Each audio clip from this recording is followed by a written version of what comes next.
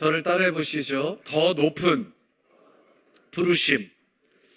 오늘 더 높은 부르심이라는 말씀의 제목으로 하나님 말씀 전하겠습니다. 로마서는 사도 바울의 신학을 집대성한 소위 엑기스, 바울 신학의 정수다, 이렇게 불려지는 책이 로마서입니다. 종교개혁을 일으킨 유명한 인물이죠. 마틴 루터, 그리고 그 이후에 존 웨슬리, 그리고 칼바르토와 같은 그런 신학자들, 그리고 영적 거장들을 변화시킨 책이 바로 로마서입니다. 로마서는 교리와 삶, 그리고 믿음과 순종을 가장 균형 있게 다룬 그런 체계적인 성경으로 뽑힐 만한 책인데요.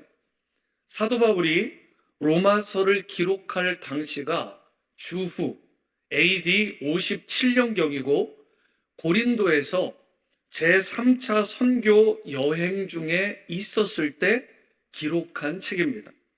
당시 유대인과 이방인이 섞인 신앙 공동체였던 이 로마 교회의 성도들에게 이 서신을 써서 보낸 것이죠. 바울이 로마서를 쓴 목적이 여러 가지가 있겠지만 특별히 첫 번째로 아직 방문하지 못한 로마 교회에 자신의 복음, 무엇보다 주 예수 그리스도의 복음을 체계적으로 효과적으로 소개하기 위해서 로마서를 쓰게 됩니다.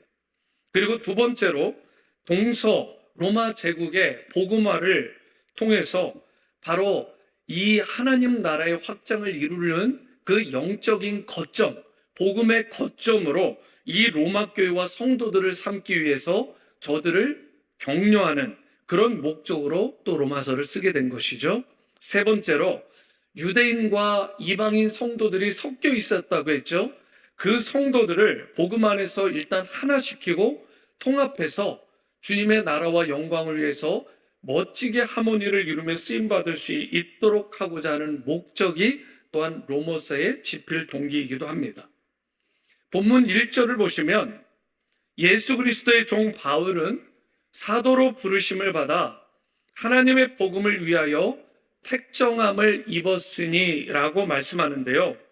바울은 스스로 자신을 사도다라고 하고 그 사도는 내가 스스로 된 것이 아니라 나는 주님으로부터 사도로 부르심을 받았다. 그래서 하나님의 복음을 위해서 특별히 택함받은, 택정함을 받은 자라라고 자신을 소개합니다.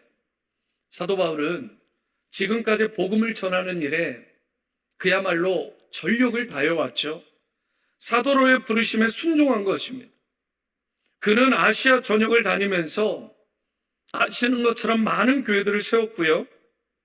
유럽, 마게도냐, 거기에다가 아가야 지역까지 돌면서 담대하게, 그리고 자신의 모든 진액을 쏟으면서 생명을 다 내어 걸고 주 예수 그리스도의 복음을 전파했습니다. 바울은 1차, 2차, 3차 선교행 거의 20여 년의 이 모든 사역 기간을 마치고 이제 예루살렘을 향해서 나아가고 있는데 어쩌면 이 예루살렘으로의 길이 자기 인생의 마지막이 될 수도 있다, 이런 생각을 했을 수도 있습니다. 왜 그러냐면 주위에 많은 사람들이 가면 안 된다, 당신 가면 큰 해를 입고 죽을 수도 있어라고 그를 뜯어 말렸기 때문에 그 길이 마지막이 될 수도 있다라는 순교하는 심정으로 그 길을 곧 가야 되는데 바로 그 길 이전에 이 로마서를 쓰게 된 거예요. 그래서 바울은 지금까지 자신이 선포했던 주 예수 그리스도의 그 복음, 하나님 나라의 그 말씀을, 진리를 총정리해서 총망라해서 엑기스로, 진액으로 뽑아 남기고자 했는데 그렇게 기록된 책이 바로 오늘부터 여러분과 제가 나눌 로마서가 되는 것입니다. 그런 의미에서 로마서는 너무나 체계적이고 종합적인, 그래서 신학의 소논문과 같다라고 불려지는 책입니다. 바울이 로마서를 기록할 당시에 바울의 마음 가운데 있었던 대표적인 세 개의 도시가 있었습니다. 뭐 여기에 있는 실버 스프링, 뭐 락빌, 뭐 게이러스버그 이런 도시 말고요.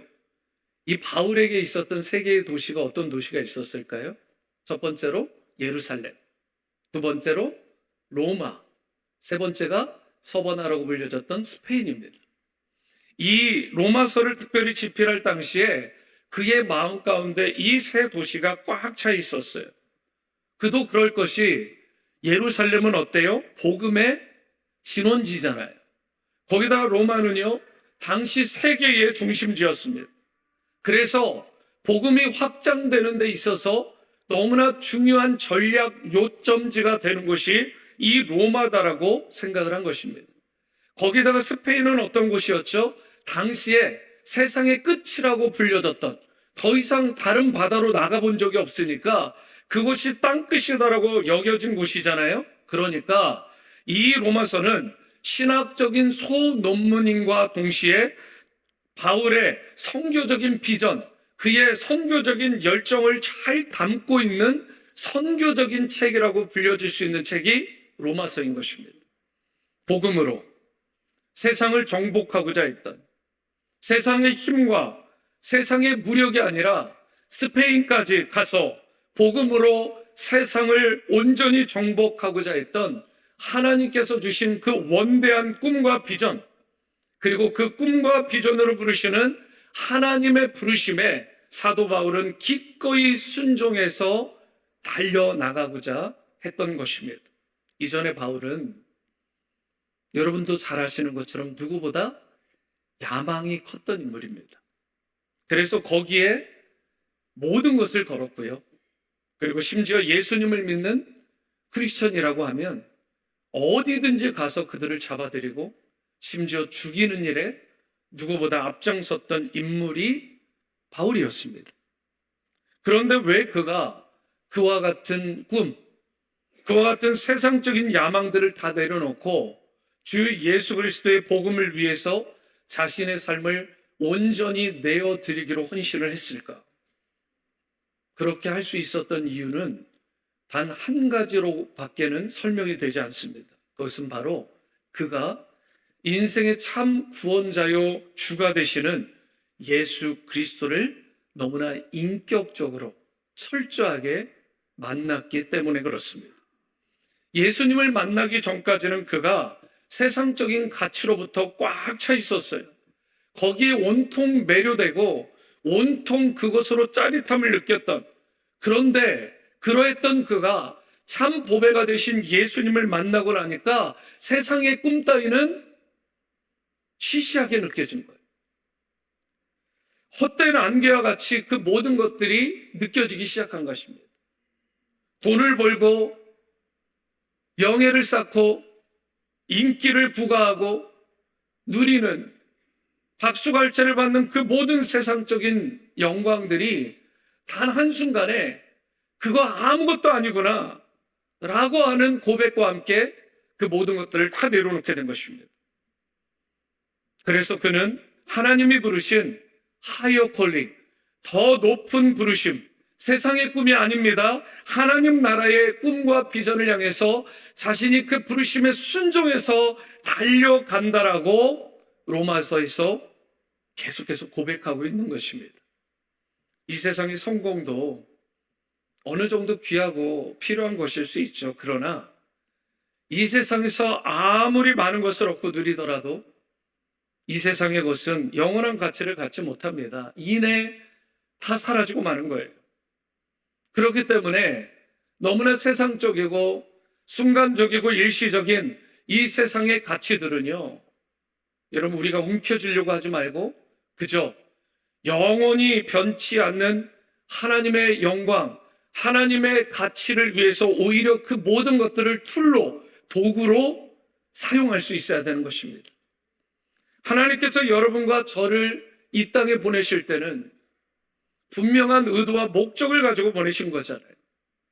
내가 반드시 해야 될 일이 있기 때문에, 내가 반드시 완수해야 될 소명, 그 미션이 있기 때문에, 내 존재에 대한 이유가 있기 때문에 여러분과 저를, 나를 이 땅에 보내신 거예요. 특별히 예수님을 구원자로 영접하고 주님으로 모셔드린 그분을 나의 구원자요 주님으로 온전히 고백하는 제자된 우리는 하나님께서 위에서 부르신 그 부르심에 순종해서 그분의 뜻을 따라, 그분의 부르심을 따라 살아가야 되는 것입니다. 그때에 비로소 우리의 존재 가치도 회복이 되는 것이고 남은 삶의 열매도 귀하게 아름답게 되는 것입니다. 사도 바울이 그래서 여러분 이런 고백까지 하게 되잖아요. 빌립보서 3장 14절에 다 함께 읽겠습니다. 시작. 표대를 향하여 그리스도 예수 안에서 하나님이 위에서 부르신 부름의 상을 위하여 달려가노라. 여러분 여기에 보시면 하나님이 우리를 부르시는 세상과는 비교할 수 없는 하이어 콜링, 더 높은 부르심에 대해서 두 가지 요소가 있다. 이렇게 밝히고 있습니다. 첫 번째가 무엇이냐면 방향성이에요. 디렉션. 무슨 말이냐면 어디로부터의 방향이에요? 오늘 말씀을 보니까 하나님이 위에서 부르신 부름의 상. 이런 의미에서 보면 우리는 나의 삶이 하늘을 향할 것인지 이 땅을 향할 것인지를 반드시 결정해야 됩니다. 이걸 분명하게 선택해야 되는 거예요. 저는 이 말씀을 준비하면서 우리 성도님들에게 바라는 것이 간절하게 생겼습니다. 그게 무엇이냐? 여러분과 저 모두가 하나님께서 위에서 부르신 그 부름의 상, 곧 하늘을 향한 삶을 지향하는 인생으로 계속해서 살아갈 수 있게 되기를 주님의 이름으로 축복합니다. 두 번째로 삶의 질이에요. 무슨 말입니까? 하나님이 위에서 부르신 부름의 상, 이것은 어떤 상이에요? 영원한 가치가 있는 상입니다. 이 땅의 것들처럼 잠시 있다가 썩어져 버리는 그런 삶이 아니라 영원히 썩지 않는 영원한 삶. 성도된 우리는요, 바로 이러한 영원한 가치의 그 콜링, 부르심을 향해서 달려가는 것입니다. 이와 같이 더 높은 부르심의 요소는 방향성과 삶의 질이라고 말할 수 있는데요. 안타까운 게 뭐예요, 여러분? 여러분들도 경험하시는 것처럼 주위를 보면 적잖은 크리스천들마저 너무 우왕좌왕하고 방향을 잡지 못하고 삶이 겉도는 것을 여러분들을 보지 못합니까? 여러분, 하나님께서 나를 부르신 진정한 이유, 그 더 높은 부르심을 온전히 깨닫지 못해서 방황하고 흔들리고 쉽게 넘어지는 인생들. 그래서 존 파이퍼 목사님이 삶을 낭비하지 말라라는 책에서 이런 의미 있는 이야기를 합니다. 잘 한번 들어보시기 바랍니다. Duration of life is not important. 인생의 길이가 중요한 것이 아니다. 정말 중요한 것은 Donation of life. 즉 얼마나 나의 삶을 공헌하느냐, 얼마나 나의 삶을 가치 있게 하나님을 위해, 하나님 나라를 위해, 이 땅을 위해 가치 있게 드리며 사느냐가 중요하다고 밝히고 있어요. 여러분 동의하십니까? 오래 사는 게 중요한 것이 아니라, 그것도 물론 의미가 있지만 더 중요한 것은 얼마나 기여하고 얼마나 가치 있게 공헌하며 살아가느냐는 것입니다. 하나님이 나를 부르신 더 높은 부르심을 깨닫고 확신 가운데 살아가는 인생은요, 그저 계속해서 움켜쥐고 나만 배부르고 누리려고 하지 않아요. 정말 해야 될 일에, 특별히 하나님 나라를 위해서, 이 땅을 위해서 공헌하고 기여하며 주님의 기쁨이 되는 그런 인생으로 살아가게 되는데요. 그렇다면 우리가 어떻게 오늘 본문 속 사도 바울과 같이 더 높은 부르심, 그 하이어 콜링을 향해서 우리도 힘차게 기쁨으로 달려나갈 수 있을지, 오늘 말씀을 통해서 더 높은 부르심을 향해 나가기 위해서 나에게, 우리에게 필요한 것이 무엇인지를 함께 나누고자 합니다. 첫 번째로, 더 높은 부르심을 향해 나가려면 우리에게 필요한 것이 무엇이냐? 바로 그리스도의 종이 되어야 한다는 것입니다. 내가 다른 누군가가 아니라 바로 내가 예수 그리스도의 종이 되어야 된다. 1절 말씀을 다시 보시면 예수 그리스도의 종 바울은 사도로 부르심을 받아 하나님의 복음을 위하여 택정함을 입었다고 말하는데, 여기에 두 가지 상반된 단어가 나오죠. 하나는 종, 두 번째는 사도라는 단어입니다. 먼저 사도라는 의미를 살펴보면, 사도라는 단어는 무슨 뜻이 있어요? 여러분, 사도 바울이 이런 의미로 얘기한 것입니다. 자신은 하나님이 부르시고 부르실 뿐만 아니라 세상을 향해서 더 센트, 보내심을 받은 자다, 그러한 사도다라고 강조하고 있는 것입니다. 사도라는 말 자체가 이런 의미가 있어요. 보내진 사람, 파송된 사람, 파견된 심부름꾼, 줄여보면 메신저, 사자, 사신, 사절, 이런 의미를 가진 단어입니다. 그런데 사도는, 메신저는 어떤 특별한 인물을 띄고 보냄을 받잖아요. 그런데 자신의 소식을 전하는 메신저인가요? 메신저가?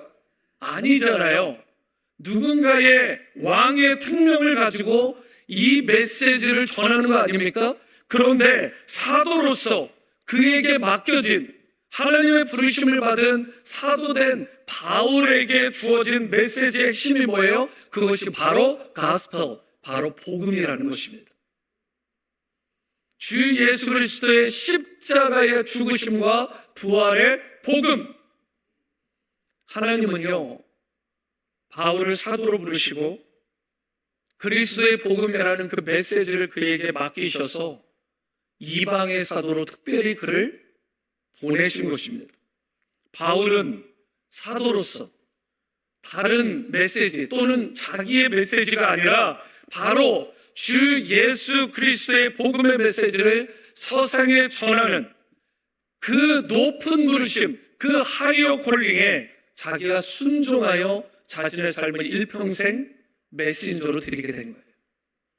동시에 바울은 자기를 사도라고 소개함과 동시에 뭐라고 소개했어요? 나는 종이다. 종에 해당하는 헬라어가 둘로스라는 단어인데, 여러분, 둘로스는 예속된 자 또는 노예, 슬레이브라는 뜻이잖아요. 그래서 바울이 오늘 원문을 보니까 이런 고백을 했어요. 둘로스, 크리스투, 예수.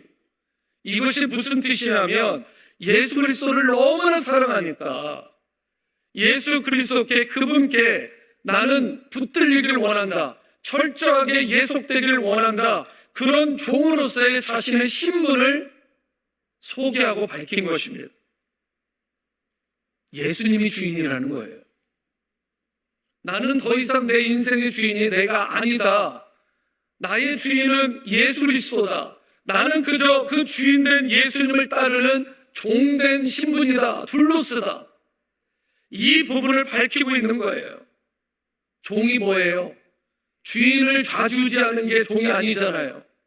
그러면 종은 뭐 하는 거죠? 철저히 주인의 뜻에 순복하고 따르는 자 아닙니까? 사도 바울이 그 고백을 하고 있는 것입니다. 그런데 여러분, 사도 바울이 원래 그런 인물인가요? 여러분, 이런 결단을 내리는 게 결코 쉽지 않은 인물이에요. 왜 그러냐면 너무 많이 가지고 누렸던 인물이거든요. 바울은 여러분들이 익히 아시는 것처럼 명문 가정 출신이었습니다. 바리새인 중에 바리새인이었고요. 태어나면서부터 아예 로마의 시민권을 취득한 인물입니다.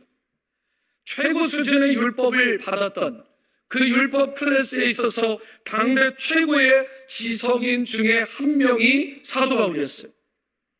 너무나 젊은 나이에 승승장구하던 성공한 인물입니다. 그런 그가 모든 걸 다 내려놓고 나는 종이야, 슬레이브야 라고 말하는 것이 여러분 쉬운 표현이었을까요? 쉬운 고백이었을까요? 저는 그렇게 생각하지 않아요. 너무나 어려운 고백이었을 것입니다. 그런데 어떻게 이런 일이 벌어지죠? 사도 바울이 예수님을 다메섹 도상에서 만나는 순간 그 모든 가치관들이 한순간에 다 깨어져 버린 것입니다. 그래서 그가 빌립보서 3장 8절 하반절에 이런 유명한 고백을 하잖아요. 다 함께 읽습니다. 시작.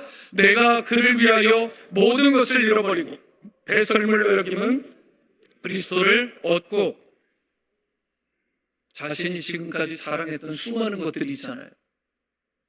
솔직히 여러분과 저와 비교할 수 없이 수많은 것들을 가졌던 자입니다. 그런데 그 모든 것들을 가지고 누렸는데 그 모든 것들을 한순간에 배설물로 여긴다라고까지 고백을 한 거예요. 그러면서 바울은 자신 안에 예수님이 거하시고 그분이 내 삶의 진정한 주인이다, 메스터다, 이렇게 말하면서 나는 아무것도 아니야. 나는 아무것도 할 수 없어. 그저 내가 원하는 것은 내 안에 그리스도만 존귀하게 되게 하려 합니다. 이 놀라운 고백을 바울이 하게 된 것입니다. 저는 이것이 진정 변화된 크리스찬의 모습이라고 생각합니다. 여러분과 저에게도 진짜 변화된 크리스찬의 모습이 있다면 이 사도 바울의 고백이 있어야 돼요. 카일 아이들먼의 책 나의 끝 예수의 시작에 이런 의미 있는 짧은 문구가 있습니다. 하나님 나라는 내 잔고가 0이 될 때, 바로 그때 시작된다. 이게 굉장히 아이러니한 말 아닙니까? 우리가 생각할 때는 내 잔고가 풀이 될 때, 내 인생이 가득 찰 때 무언가 성공 가두를 내가 가고 또 열매도 맺을 것 같은데, 이 카일 아이들먼은 그런 이야기를 하잖아요. 오히려 내 인생의 잔고가 제로라고 느껴질 때, 그렇게 고백되어질 때, 바로 그때 예수님을 제대로 만날 수 있게 되고, 그때부터 하이어 콜링, 더 높은 하나님의 부르심을 온전히 순종하는 자로 살아갈 수 있게 된다는 것입니다. 저는 이것이 진정 우리 그리스도인 된 자들의 겸손한 신앙 고백이라고 생각합니다. 그리고 이 겸손함을 통해서 예수 그리스도를 나의 주인님으로 여러분과 제가 모실 수 있게 되는 것입니다. 그리고 누가복음 14장 11절에 무릇 자기를 높이는 자는 낮아지고 자기를 낮추는 자는 높아지리라라고 말씀을 했는데, 이와 같은 바로 말씀, 자신의 종됨을, 예수님의 주인 되심을 고백하는 자를 주님께서 어떻게 해요? 그냥 내버려 두지 않으시고 높여주시는데, 그런 사도 바울에게 주어진 직분, 높임을 받게 된 직분이, 자신은 종으로 낮아졌는데 주님께서 그를 높여주신 직분이 바로 사도라는 직분이었다는 것입니다. 사도는요, 참으로 영광스러운 직분입니다. 복음을 위해 부르심을 받고 세라 세상으로 보내심을 받은 직분입니다. 그래서 내가 먼저 예수 그리스도의 종이 될 때 비로소 그 주님이 나에게 복음을 전하는 증인의 직분을 사도 바울처럼 나에게도 주셔서 여러분과 저를, 나를 사도와 같이, 바울과 같이 높여 주시는 것입니다. 그런데 여러분, 곰곰 생각해 보면 오늘날 많은 이들, 특별히 크리스찬들의 문제가 무엇인가요? 그것은 내가 예수 그리스도의 둘로스, 예수 그리스도의 종으로는 철저히 내려가려고 하지 않고 그저 사도라는 직분만 탐하기 때문에 여러분 문제가 발생하는 것입니다. 그렇기 때문에 이제 사도 바울처럼 예수 그리스도의 십자가 앞에서 여러분 나를 온전히 깨트리고 복음 앞에서 내가 받을 영광은 좀 다 내려놓고 예수 그리스도의 진정한 종된 모습, 둘로스의 삶을 여러분과 제가 오늘 예배를 통해서 이 순간 완전히 회복될 수 있게 되기를 축복합니다. 그러할 때 주님께서 여러분과 저를 더 높은 부르심, 하이어 콜링의 자리로 초대해 주시고 그리고 쓰임받는 인생으로 살아가게 하여 주실 것입니다. 이러한 놀라운 은혜와 축복을 누리는 여러분과 저의 삶이 될 수 있게 되기를 주님의 이름으로 축원합니다. 두 번째이자 마지막으로 우리가 더 높은 부르심을 향해 나아가려면 복음의 의미를 깨달아야 되는 것입니다. 복음이 무엇인지 그 진정한 의미를 깨달아야 되는 것입니다. 2절 말씀은 다 함께 읽겠습니다. 시작. 이 복음은 하나님이 선지자들을 통하여 그의 아들에 관하여 성경에 미리 약속하신 것이라. 여러분, 복음은 갑자기 어느 날 우리에게 뚝 떨어진 게 아닙니다.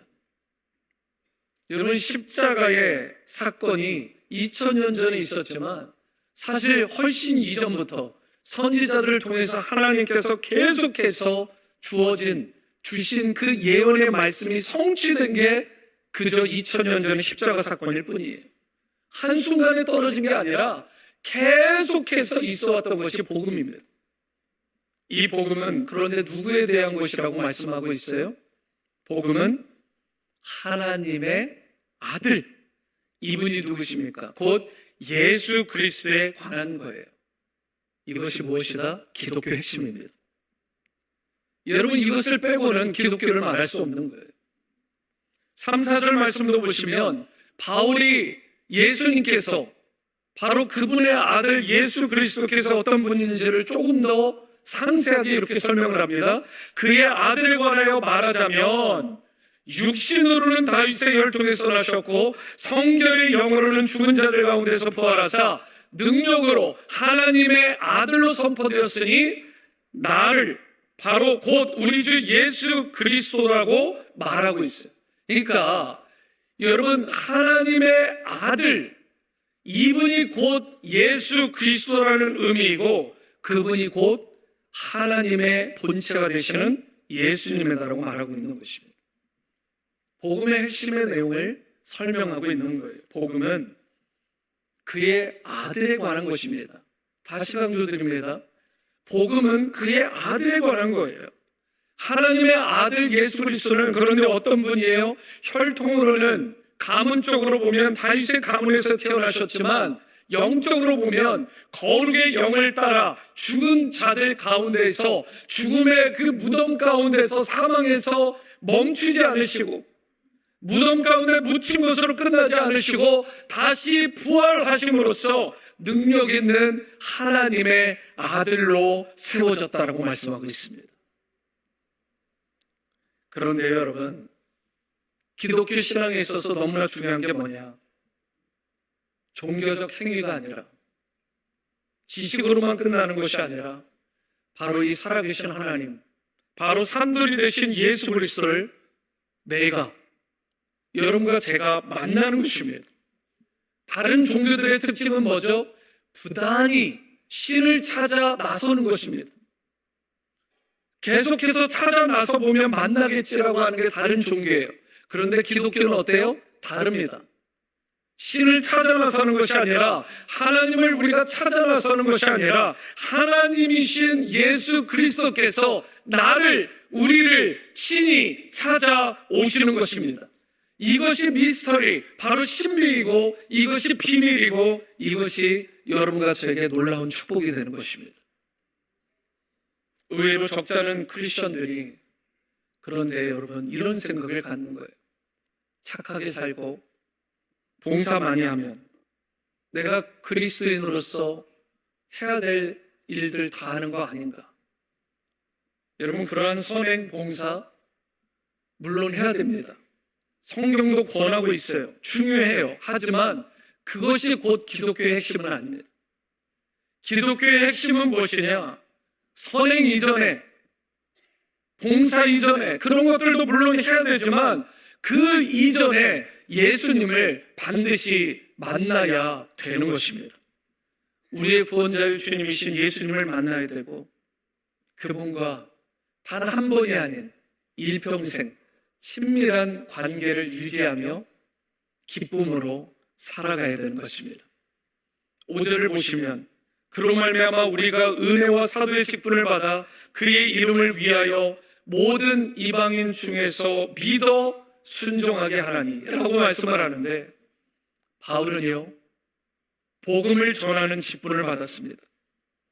모든 이방인들이 복음을 믿고 바로 순종하게 만드는 것, 그것이 바로 사도 바울의 인생의 목표였습니다. 이어진 6절, 너희도 그들 중에서 예수 그리스도의 것으로 부르심을 받은 자니라.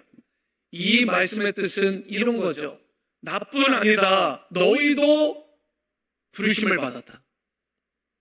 그런데 이 부르심을 받았다라는 뜻 가운데, 콜링을 받았다라는 뜻 가운데 뭐가 들어있는 거예요? 너희들이 구원으로 부르심을 받았어. 하지만 거기서 끝나면 안 된다. 내가 그렇게 쓰임받듯이 너희도 나를 본받아 2차적으로는 그 콜링의 순종에 너희도 사역자로서 쓰임받아야 된다.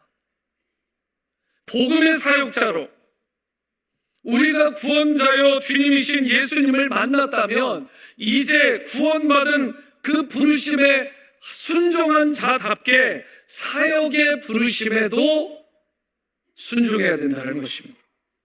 목회자, 선교사만 부르심을 받은 것이 아니다.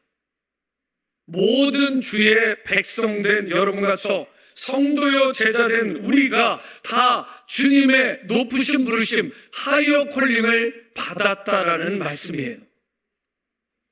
그러므로 이제 우리는 모두가 복음 전도자로 살아가야 됩니다. 우리 교회의 표가 뭐예요? 생명 주는 일, 라이프 기빙, 바로 생명을 주는, 그리고 삶의 모든 현장에서 선교하는 이 사명, 선교적인 삶을 살아가는 이 부르심에 순종하는 자들로 계속해서 선교사로 살아가야 되는 거예요. 바울은 심지어 고린도전서 9장 16절 하반절에서는 이렇게까지 고백하면서 선포를 해요. 만일 복음을 전하지 아니하면 사도 바울 자신에게 뭐가 있을 거래요? 화가 있을 것이다. 화가 있을 것이다. 우리는 이 땅에 아무런 목적도 없이 우연히 실수로 태어난 것이 아니다라고 제가 거듭 강조드렸습니다. 마태복음 10장 29절에 참새 2마리가 한 아사리온에 팔리지 않느냐. 그러나 너희 아버지께서 허락하시지 않으면 어떻게 해요? 그 참새 하나도 땅에 떨어지지 아니하니라. 무슨 말이에요? 참새 한 마리조차도 하나님이 허락하셔야 떨어진다라고 말씀하잖아요. 이어지는 마태복음 10장 30절 31절 말씀이요. 너희에게는 머리털까지 다 세신 바 되었나니 두려워하지 말라. 너희는 많은 참새보다 귀한 자다. 여러분 믿어지십니까? 아멘이십니까? 하나님은요, 우리의 약 20만 개가 넘는 머리카락 하나하나까지도 그 숫자를 다 세시고도 남는 분, 하나님 안에 결코 우연은 없어요. 하나님은 우리 삶의 분명한 목적을 가지고 여러분과 저를, 나를 콜링, 부르셨고 하이어 콜링, 더 높은 부르심으로 지금도 초대하십니다. 그것이 바로 2000년 전 예수 그리스도께서 지신 그 십자가의 복음이고, 이와 같은 더 높은 부르심의 현장으로 여러분과 저를 초청하여 살아가게 하시는 것입니다. 오늘 여러분과 저의 시선이, 내 시선이, 내 생각이 지금 어디에 꽂혀 있는지 잘 점검해 봐야 됩니다. 이 땅의 재물로는,